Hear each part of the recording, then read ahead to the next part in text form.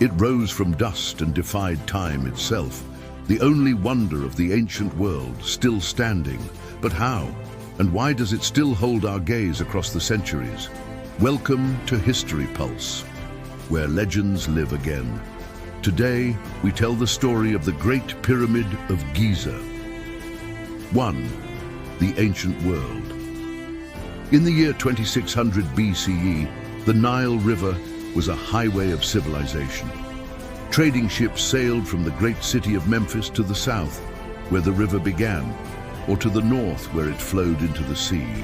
Along its banks were bustling towns and farmlands that nourished millions.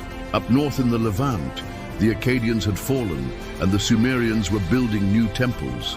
To the east, the Indus Valley civilization flourished, and far to the south, the kingdom of Nubia traded gold for Egyptian grain. The year 2600 BCE, this is when the young Pharaoh Khufu looked out over his domain and dreamed of eternity. 2. Khufu. Born in 2680 BCE, Khufu inherited a kingdom at peace.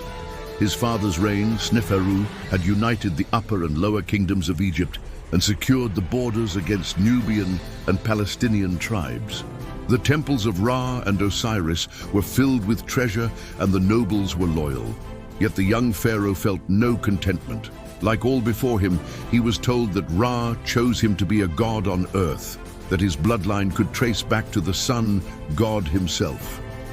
He heard priests speak of a Duat, a terrifying underworld ruled by demons and traps. But Khufu knew that his people lived lives rich with meaning, art, music, and love. Could there be more? And if so, how could he find it? One night, as he gazed at the stars, their cold light ignited his mind. He would build a stairway to heaven. He would reach Ra and ask for the secret of immortality. This is when he had the vision of a perfect pyramid, an obelisk that touched the heavens themselves. It was massive, but each stone fitted together so perfectly, it would stand the test of time. And as soon as he shared his idea, the priests, engineers, and astronomers set to work. They aligned the pyramid with the Orion's belt and the axis of evil. They used sacred geometry and made sure each dimension was a multiple of 10 or 3. For them, the pyramid was more than stone. It was a ladder to the stars, a key to the cosmos. 3. Mobilizing a civilization. Now, how do you build a monument like that? You start with people. By the year 2580 BCE, the Kingdom of Egypt had many subjects.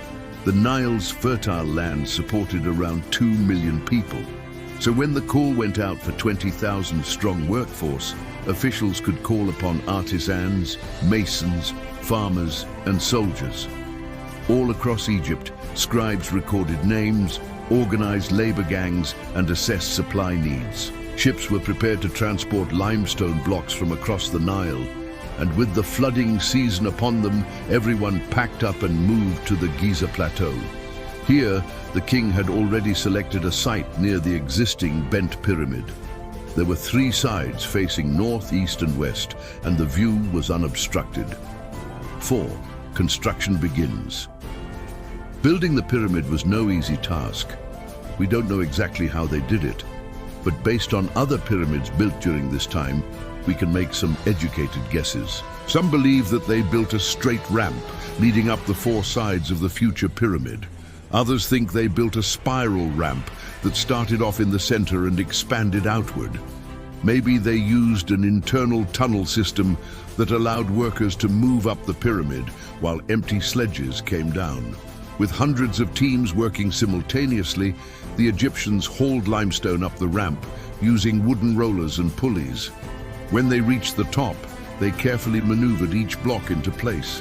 Then they used copper chisels and wooden mallets to smooth out the surface. Every 2 weeks, the entire workforce took a break to inspect progress.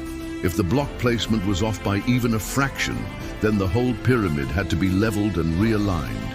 It took another 2 weeks to get it right. 5. Crisis. Work on the pyramid continued for years. Food and supplies were brought in daily, along with fresh workers to replace those who got injured or exhausted. It wasn't enough. At first it was a trickle, then a stream, then a torrent of bodies piling up outside the perimeter. People died from exhaustion and injury, or they simply ran away and never came back. Whispers turned to complaints, and the priests knew they needed to act fast. The head priest Imhotep approached the pharaoh and suggested cutting rations to keep the workforce in line. Of course, Khufu refused. If he wanted the pyramid to reach the heavens, then it would be built with happy hands, not with angry fists. The priests argued that Khufu was sacrificing his own people. Was this what Ra wanted? But Khufu was resolute. So the priests conspired with the military leaders and waited for the next full moon. 6. Symbolic civil war. Under the silver light, priests walked among the sleeping workers and sprinkled them with holy water. Those who drank it fell into a peaceful sleep and didn't wake up until morning. Meanwhile, Khufu's brother Set arrived with the royal guard. They rode on horses and waved golden banners. As soon as the workers realized what was happening, they grabbed whatever they could and ran to the palace, thinking they would be safe behind the high walls. That was when the royal guard struck. Some fled, some fought back, and others watched in fear. And then Khufu appeared. He had been watching the whole time from atop the second pyramid. Seeing the bloodshed, he finally understood the cost of such a grand vision. But it was too late. His brother Set had already killed many of his loyal workers. But instead of punishing Set, Khufu disarmed him and said, "Why are you doing this? Don't you see? Together, we will finish the pyramid." Then he led the charge to restore order. 7. Return to the dream. After the rebellion was quelled, Khufu visited the wounded and promised to make things right. From that day on, he worked with the workers, ate with the laborers, and celebrated their victories together.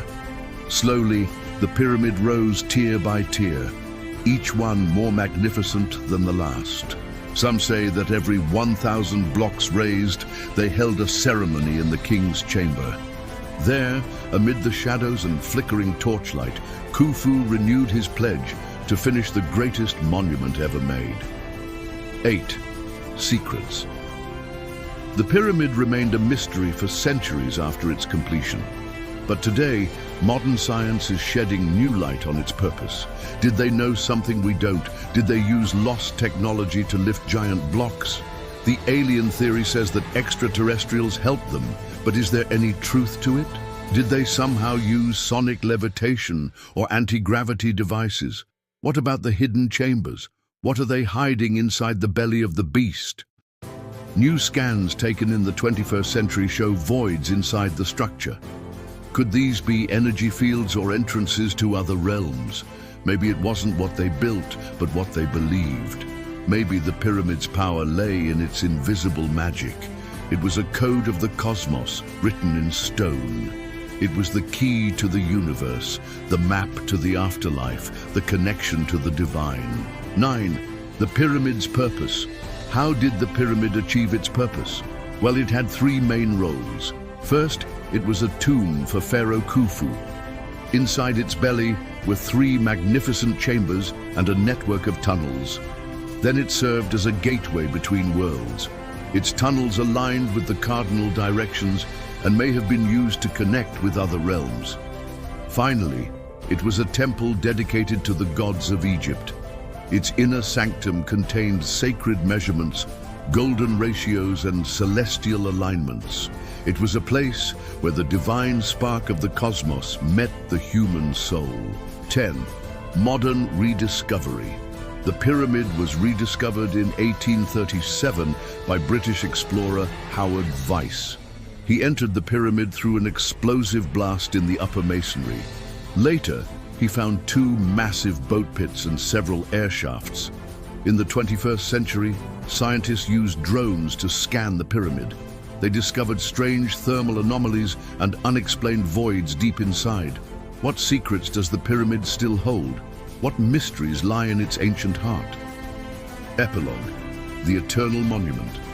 The camera slowly zooms out as the pyramid comes to life under the stars. Wind, carries the sound of ancient chants and drums. The pyramid is not just a monument, it's a message carved in time. Each block tells a story of sweat, hope, faith, and dreams. Until we decode it, it will continue to watch us as we once watched the stars. Thanks for watching. Don't forget to subscribe to History Pulse, where legends live again.